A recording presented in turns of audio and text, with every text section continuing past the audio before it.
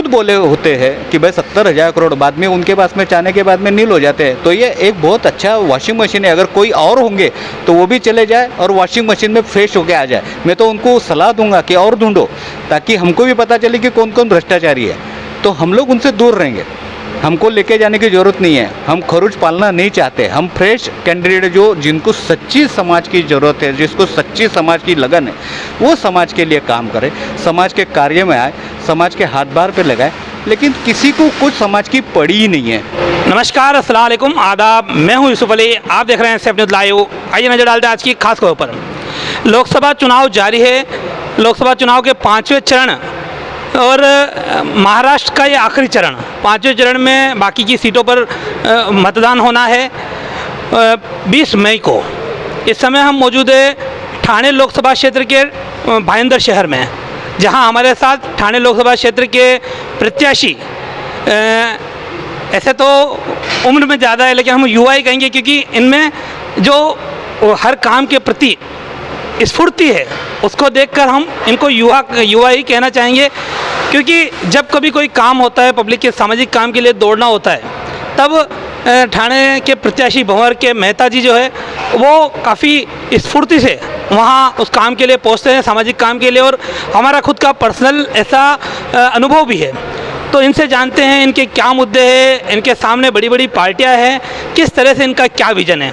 शुरू करते हैं। मेहता सर, आपने ये चुनाव में जाने का हिम्मत किया। इससे पहले हम आपके नॉमिनेशन के समय भी आए थे आपके साथ ठाणे में। आज आपने एक चुनावी रैली रखी है और अब आप पूरी तरह से चुनाव में अपने आप को झोंक चुके हो। हिंदू समाज पार्टी जो है उसके बैनर तले आप उतरे हो, क्या कहना चाहोगे, क्या आपके विजन है?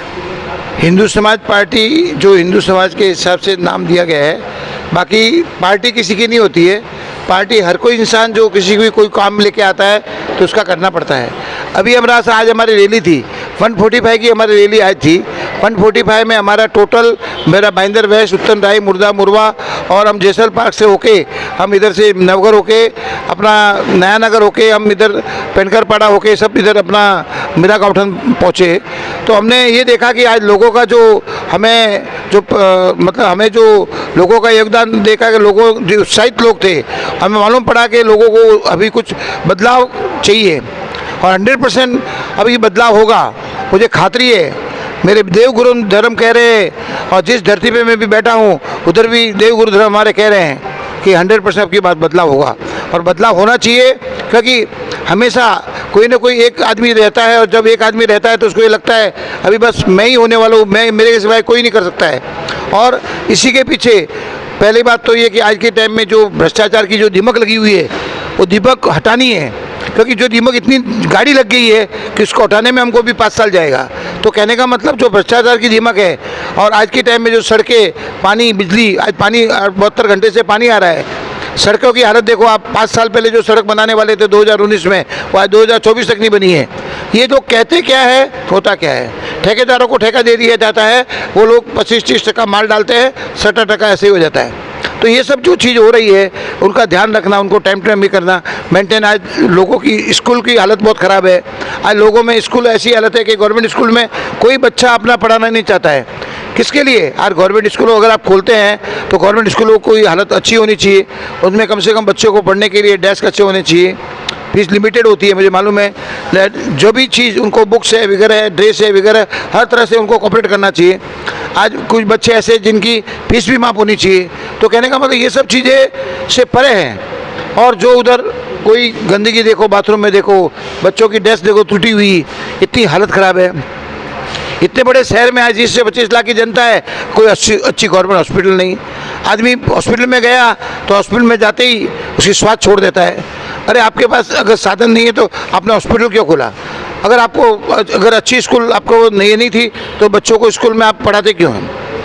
देखो, पढ़ाने में अगर ये हर बच्चा, आज छोटे से छोटा बच्चा रहेगा, सबसे पहले होता है उसको शिक्षा। और शिक्षा जो आदमी को आगे बढ़ाती है। और शिक्षा ही अच्छी नहीं रहेगी तो आगे क्या बढ़ेगा? अपन एक बाजू कह रहे हैं कि बच्ची पढ़ाओ, ये करो, बेटी पढ़ाओ, और बेटी पढ़ाने के जब बच्चे भी पढ़ाओ तो बच्चे पढ़ाएंगे कैसे? जो चीज़ अगर शिक्षा बराबर नहीं रहेगी, सड़कें बराबर नहीं रहेगी, इस हॉस्पिटल बराबर नहीं रहेगी और स्कूलें बराबर नहीं रहेगी, कैसे होगा सब चीज़? आपने कई चीज़ों पर फोकस किया, खासकर शिक्षा पर, और बहुत सी अच्छी बातें कही है। लेकिन अब एक सवाल है कि आपकी हिंदू समाज पार्टी है, हमारी शुभकामनाएं हैं, लेकिन आपका जो मुकाबला है वो मुकाबला बड़ी बड़ी पार्टियों के साथ है, तो उसको आप किस तरह से चुनाव में जाएंगे, उनको किस तरह से आप टक्कर देंगे? जैसा कि भारतीय जनता पार्टी है, इंडिया अलायंस है, तो उनको आप किस तरह से टक्कर दे पाएंगे? देखिए, मैं एक बात बताता हूँ कि मैं जैन हूँ खुद, और आज के टाइम में मैं बताता हूँ आपको, जैन जो हमने देखा कि आज के टाइम 195 सीटें उन्होंने जब डिक्लेयर की थी, उसमें एक जैन नहीं था। आज के टाइम में आप देखो 24% टैक्स जो है आज जैन भर रहा है, लेकिन उनके लिए कोई सुविधा नहीं है। आज आप देखो, आज पूरे इंडिया में 1600 गौशाला है, लेकिन 1200 जैन की है। तो जैन धर्म के लोग तो हर तरह में अपना योगदान है, लेकिन उनको क्यों नहीं, उनको आप मतलब ये आदान प्रदान में रखना है, उनको आगे नहीं बढ़ाना है। उनको अपने जो चीज़ में आगे बढ़ाएंगे तो वो कहीं मतलब अपनी टांग खींच लेंगे। ये सब जिनके जो मन में भावना है, और जो कहने का मतलब सबसे बड़ा जो भ्रष्टाचार इनको जो है, हर चीज़ में उनको भ्रष्टाचार पहले दिखता है। मेरा क्या में ये सब जो हो रहा है ये बहुत गलत हो रहा है, उसको होने नहीं देंगे, चाहे हम आएंगे कि नहीं आएंगे। हम निस्वार्थ भाव से सेवा करना चाहते हैं। अभी 65 साल की उम्र है मेरी, लेकिन हम चाहते हैं कि अभी 5 साल अच्छे जावे और लोगों के 5 साल के बाद मैं अच्छी सेवा दे सकूँ। आपने आरोप लगाया कि जैन समाज को प्रतिनिधित्व नहीं मिल रहा है, लेकिन आपके यहाँ के विधायक जो पहले थे वो नरेंद्र मेहता जैन थे, गीता जैन जो अभी है वो भी जैन है। मैं सांसद की बात कर रहा हूँ। आज के टाइम में जो सांसद जो है वो हमारे कोई भी जैन नहीं है। इसका मतलब कि आगे जब 195 सीट जो इन्होंने भरी थी वो सांसद की थी, मैं उसकी बात करी, उसमें एक भी जैन नहीं था। हमने पूरी लिस्ट चेक की, उसके बाद हमें लगा कि हमको मैदान में उतरना चाहिए, इसलिए हिंदू समाज पार्टी से मैंने फॉर्म भरा खासदार का। लास्ट तक उन्होंने कोशिश भी की हमको गिराने के लिए कि आप बैठ जाओ, लेकिन हमने क्लियर बोला हम लास्ट तक लड़ेंगे। आपका मुख्य मुकाबला किससे है? महाविकास आघाड़ी से है या महायुति से? हमारा देखिए, महायुति जो है, महायुति के काम और महाआघाड़ी दोनों सब एक ही थे। आज के टाइम में उनको कोरोना काल के टाइम में आज हमारे उत्तर भारतीय लोग जो गांव जा रहे थे, बेचारे चल के यहाँ से गांव में गए। कोरोना उनको नहीं पूछा आपने खाया है कि पिया है, कि पानी पिया कि नहीं पिया, कोरोना नहीं पूछा, वो चल के गए गांव में। आज वो लोग की हालत क्या थी, वो चलते चलते मर गए। कोई किसी बच्चे क्या चलते चलते मर गए। आज उनको बोला हो कि आपको मुंबई जाना है, तो वो क्या कहते हैं, मर जाएंगे लेकिन मुंबई नहीं जाएंगे। इसका कारण क्या है? उसका कारण क्या? अगर आपको ये जो मुंबई या जो आपका महाराष्ट्र बना है ना, वो उत्तर भारतीय और प्रवासी लोग से बना है। राजस्थान, उत्तर भारतीय, गुजरात, राजस्थान के लोग, एमपी के लोग, सभी प्रांतीय जितने भी प्रवासी लोग हैं उनसे आपका महाराष्ट्र बना है। महाराष्ट्र बनाने में सबकी ग्रोथ है। आज महाराष्ट्र बन गया, उसके बाद बनने के बाद आप जो लोग बनाने वाले हैं उनको ही भूल जाएंगे, तो उनकी क्या हालत होगी। आज आपका महाराष्ट्र बन गया, इसके लिए आपको लग रहा है सब पीला पीला लग रहा है, और जब इधर के लोग घर खाली हो गए तो वापस काला काला लगेगा। इससे अच्छा कि आप सुधर जाइए, अच्छी सुविधा दीजिए, और हर तरह से आज 72 घंटा जो पानी आप 2010 में कह रहे थे हम 24 घंटे में सूर्या बांध का पानी देंगे, कहाँ है आपका सूर्या बांध का पानी?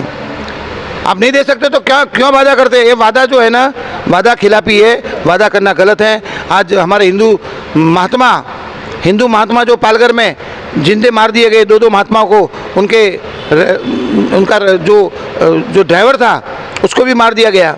क्या है भाई, क्या है? हमारे हिंदू, अगर हिंदू राष्ट्र है और हिंदू महात्मा ही अपने सेफ नहीं है, क्या मतलब है उसका? आज उनके लिए कम से कम सीआईडी इंक्वायरी होनी चाहिए थी, कुछ नहीं हुई। महात्मा मर गए तो मर गए। तो अमुक ईसाई मशीनरी है, वो ज़बरदस्ती ईसाई बना रही है। क्यों? अरे धर्म के खिलाफ जाना गलत है। कोई भी जो धर्म आदमी करता है उसको कोई भी आप मनी का भरोसा दे के या मनी का भरोसा दे के, विटामिन एम का भरोसा दे के आप जो जाति का धर्मांतरण कर रहे हैं वो नहीं होना चाहिए। जो भी देखो, हिंदू है अपना अपना धर्म करेगा, जैन है वो अपना धर्म करेगा, सिख ईसाई जो भी है वो अपना अपना धर्म करेंगे। किसी को कोई भी धर्मांतर वगैरह कराने का मैं सख्त विरोधी है, और हमारी पार्टी इसका सख्त विरोध करती है।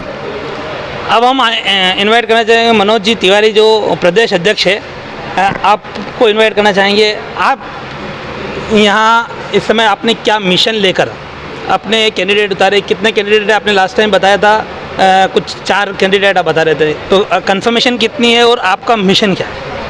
मैंने 4 बताया था, चारों के चारों कंफर्म है मेरी। मैं तो ये चाहता हूँ कि मैंने गलत किया, मैंने और 4 डालने चाहिए थे, लेकिन मैंने कहीं पीछे हटने की कोशिश की और मैं शायद हो सकता हूँ। लेकिन ये जो डिवाइड एंड रूल की इन्होंने सरकार चलाना चालू किया, ये सब मिली भगत है। ये सब अंदर के साइड में एक है, शिवसेना 2 हो गई, राष्ट्रवादी 2 हो गई। ये मराठी कम्युनिटी का जब भी 5 साल होता है, जब इनको आरक्षण नज़र आता है, इनको कोई भी चीज़, किसानों के बारे में इनको अभी इनके झगड़े चल रहे हैं, नकली शिवसेना, असली शिवसेना, ये क्या है? ये पब्लिक जानती नहीं है क्या? ये सब पब्लिक है, ये सब जानती है भाई। सिर्फ अभी इन लोगों को यूनिटी में लाने का काम मैं कर रहा हूँ कि किसी भी तरीके से कोई भी समाज अपने संगठन के हिसाब से ही चले।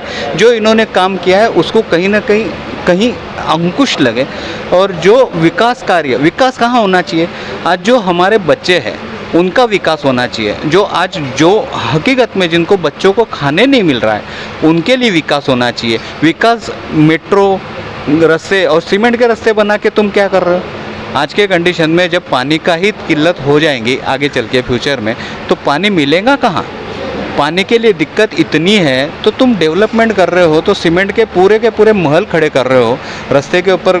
गर्मी कितनी बढ़ रही है, जो प्रदूषण के साथ में तुम इन्वायरमेंट से जो खेलना चालू किए है, तो उसको कहीं ना कहीं बंधन आना चाहिए। उसके लिए मैं चाहता हूँ कि पब्लिक रास्ते पे आए और हिंदू समाज पार्टी का समर्थन करें कि भाई हम लोग जो भी मुद्दे हैं ये आपके मुद्दे लेके आए हैं। हमको विकास और भ्रष्टाचार ये सबको मालूम है। खुद बोले होते हैं कि भाई 70,000 करोड़ बाद में उनके पास में चाहने के बाद में नील हो जाते हैं। तो ये एक बहुत अच्छा वॉशिंग मशीन है। अगर कोई और होंगे तो वो भी चले जाए और वॉशिंग मशीन में फ्रेश होके आ जाए। मैं तो उनको सलाह दूंगा कि और ढूंढो, ताकि हमको भी पता चले कि कौन कौन भ्रष्टाचारी है, तो हम लोग उनसे दूर रहेंगे।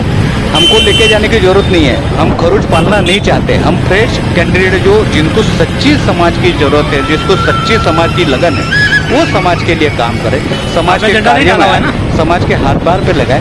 लेकिन किसी को कुछ समाज की पड़ी ही नहीं है। बस हमारा तुम मत करो। ये फैमिली प्राइवेट लिमिटेड कंपनियां बंद करो। और पब्लिक को ये मैं निवेदन करता हूँ कि ये जो प्राइवेट लिमिटेड कंपनी चला रही है सब पार्टियाँ, इसको कहीं ना कहीं अंकुश आने का समय हो गया है। आप ठीक से मतदान करो, 100% मतदान करो, और 100% मतदान करने के बाद में जिसको आपको उचित लगता है उसको मतदान करो। यही मैं आपसे निवेदन करता हूँ। अगर आपके खासदार चुन के आते हैं, हम तो यही दुआ करेंगे हमारे साथ में भंवर जी मेहता ये चुन के आए और बाकी 3 भी, तो आप आगे जाकर किसको सहयोग देने वाले, किसको सपोर्ट देने? मैं मेरे टर्म्स कंडीशन के हिसाब से सहयोग दूंगा। आज मैं किसी के बारे में कुछ नहीं बोलूँगा। और मैंने किसी को बहुत सारे मैंने सहायता किया है, मेरा समर्थन दिया है, वो भी लोग आगे चल रहे हैं। मतलब उनका भी प्लस पॉइंट है। मेरे 4 है लेकिन मैंने समर्थन भी किया हूँ, और मुझे भी समर्थन दिया है। अंतर्राष्ट्रीय बजरंग दल ने दिया है, भारतीय बहुजन क्रांति दल ने मुझे समर्थन दिया है, लेकिन मतलब शिवा संगठना ने, मनोज धोंडे सर ने मुझे समर्थन किया है। उनका भी मैं बाइट आपको प्रोवाइड करूंगा।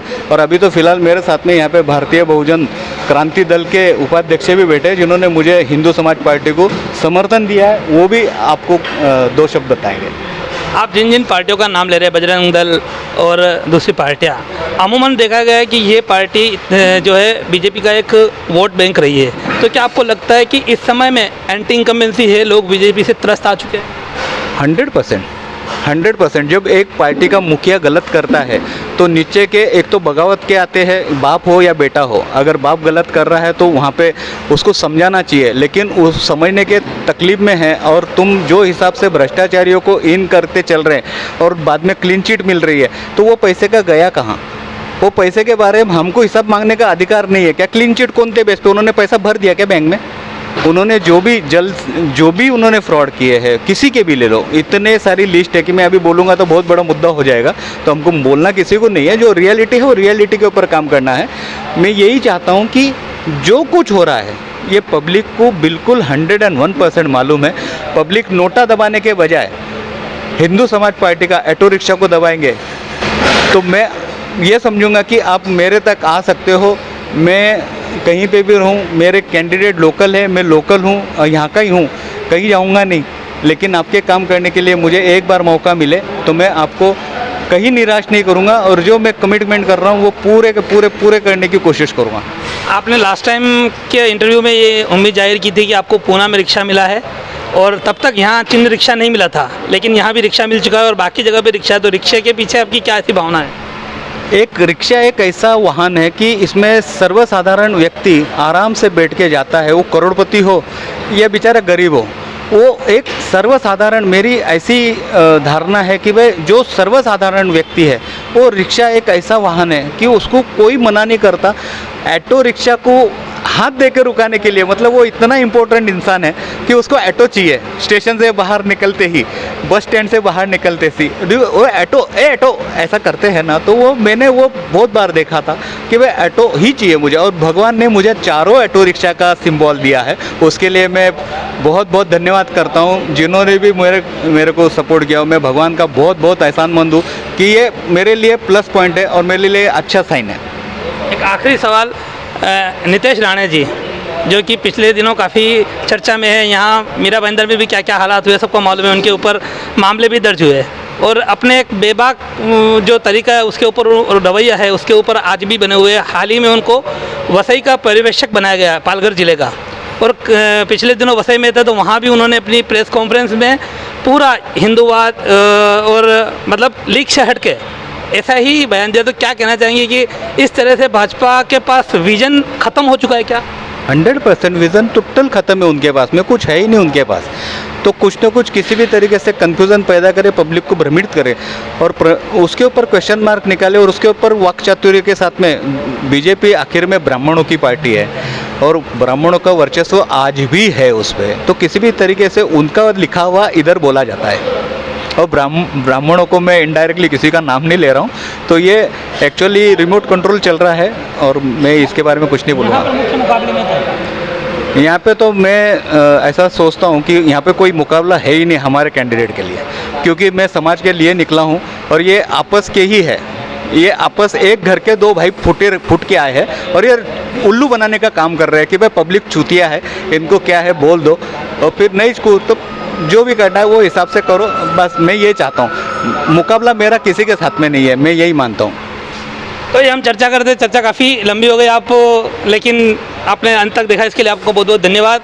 और हमारे साथ एक बार फिर से भंवर जी मेहता है, हम ये कामना करते हैं कि उनकी विजयश्री हो और आज के लिए हम यहीं पर रुकते हैं। इस वीडियो के आगे, वीडियो काफ़ी लंबा हो चुका है, लेकिन इसी वीडियो में आगे कंटिन्यूटी में कुछ लोग हैं जो इनके समर्थक है, उन्होंने क्या कुछ इनके बारे में कहा उनका आप ज़रूर आगे थोड़ा और वीडियो पर रुक कर जरूर देखें।